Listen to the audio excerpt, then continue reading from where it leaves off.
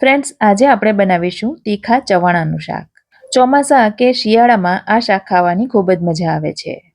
અત્યારે ચોમાસામાં શાકભાજી સારી ક્વોલિટીનું પણ નથી મળતું, તો આવા સંજોગોમાં ખૂબ જ ઓછી મહેનતે એકદમ ટેસ્ટી શાક બનાવી શકાય છે. અને વરસાદની સિઝનમાં ગરમ ગરમ આ શાક ખાવાની ખૂબ જ મજા આવે છે. તો ફ્રેન્ડ્સ, મારી ચેનલ ફૂડ વિથ ફાલ્ગુનીને તમે હજુ સુધી સબસ્ક્રાઇબ ન કરી હોય તો પ્લીઝ જલ્દીથી સબસ્ક્રાઇબ કરી દેજો. તો ચાલો બનાવીએ ચવાણાનું શાક. જેના માટે એક પેનમાં મેં લગભગ 2 ટેબલસ્પૂન જેટલું તેલ લઈ લીધું છે. તેલ ગરમ થાય એટલે વઘારમાં ઉમેરીશું 1/2 ટીસ્પૂન જીરું. જીરું સરસ તતડી જાય એટલે ચપટી જેટલી હિંગ ઉમેરીશું. હવે 2 મીડિયમ સાઇઝની ડુંગળીને ઝીણી ઝીણી ચોપ કરી લીધી છે. અહીં ડુંગળીની પેસ્ટ નથી લેવાની, ઝીણી ચોપ કરીને જ લેવાની છે. તો એને મિક્સરમાં થોડી થોડી ફેરવીને લઈ લો તોય વાંધો નથી. હવે ડુંગળીને હલકા બ્રાઉન રંગની થાય ત્યાં સુધી સાંતળવાની છે. તો ડુંગળી આ પ્રકારની બ્રાઉન થાય ત્યાં સુધી એને થવા દેવાની. અને હવે એમાં ઉમેરીશું ક્રશ કરેલા ટામેટાં. તો 3 મીડિયમ સાઇઝના ટામેટાને મિક્સરમાં ક્રશ કરી એકદમ ફાઇન પેસ્ટ બનાવી લીધી છે. ટામેટાની સાથે જ ઉમેરી દઈશું મીઠું. તો મેં અહીં 1/2 ટીસ્પૂન મીઠું ઉમેર્યું છે. ચવાણામાં તો મીઠું હોય જ છે, માટે ડુંગળી અને ટામેટાં પૂરતું મીઠું ઉમેરવાનું. મીઠું ઉમેરીશું એટલે ટામેટું જલ્દી ચડી જશે. હવે ટામેટાનું બધું પાણી ઉડી જાય ત્યાં સુધી એને થવા દેવાનું છે. પણ ટામેટું 50% જેટલું ચડે એટલે એમાં આદુ લસણની પેસ્ટ ઉમેરી દઈશું. તો અહીં મેં 1/2 ટીસ્પૂન જેટલી લીધી છે લસણની પેસ્ટ અને 1/2 ટીસ્પૂન કરતાં થોડી વધારે લીધી છે આદુની પેસ્ટ. તમે 2 મિક્સ પેસ્ટ પણ લઈ શકો. અને જો તમે લસણ ન ખાતા હો તો સ્કીપ કરી શકો. જે લોકો લસણ ડુંગળી બંને ન ખાતા હોય એમણે માત્ર ટામેટાની ગ્રેવી બનાવવાની. હવે આદુ લસણની કચાશ પણ દૂર થઈ ગઈ છે અને ટામેટામાંથી તેલ પણ છૂટું પડી ગયું છે. માટે હવે એમાં કેટલાક સૂકા મસાલા કરીશું. જેમાં 1/2 ટીસ્પૂન ઉમેરી છે હળદર, 1 ટીસ્પૂન ઉમેર્યું છે ધાણા જીરું, 1/4 ટીસ્પૂન ઉમેર્યું છે તીખું લાલ મરચું. ચવાણું પણ તીખું હોય છે માટે તીખું મરચું ઓછું ઉમેર્યું છે.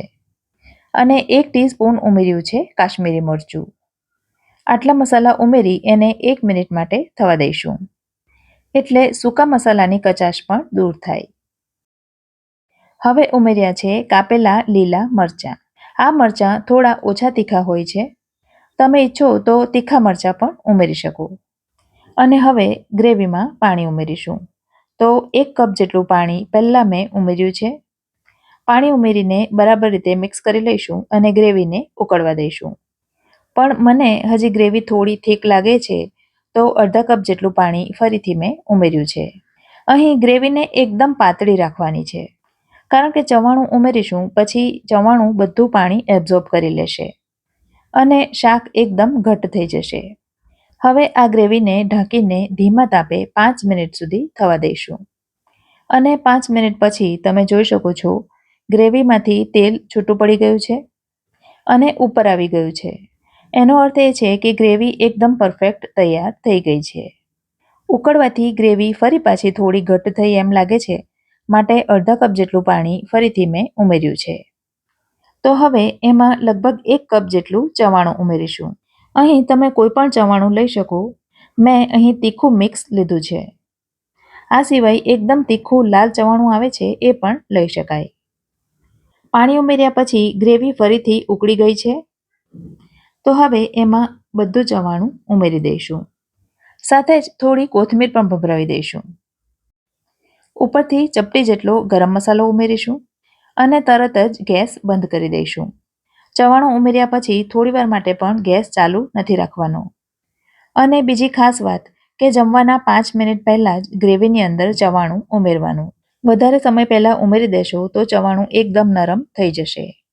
ચવાણું ઉમેર્યા પછી ગેસ બંધ કરી ઢાંકણ ઢાંકીને માત્ર 2 મિનિટ માટે એને રહેવા દેવાનું. તો ખૂબ જ ટેસ્ટી અને એકદમ ચટપટું ચવાણુંનું શાક બનીને તૈયાર છે. તો છે ને એકદમ સહેલી રીત.